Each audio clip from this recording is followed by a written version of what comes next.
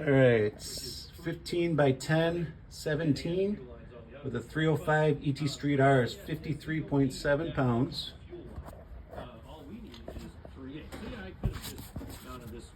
And the 15, let me reset it. The 15 by 10 with the DR2 is 49.7 pounds. All right, here's the side-by-side. The 15 by 10 with the 275 6015 DR2 versus the 17 by 10 with the 305 45 17. I said 15 in the other one, but that's 17. So it's a 4-pound difference. The 15s with the beadlocks don't have any weights in them, and they don't have the TPMS sensor, but it doesn't really matter.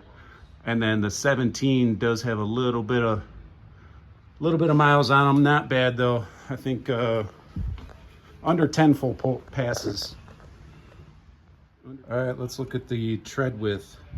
So the actual tread width of the 305 is 10 1/4.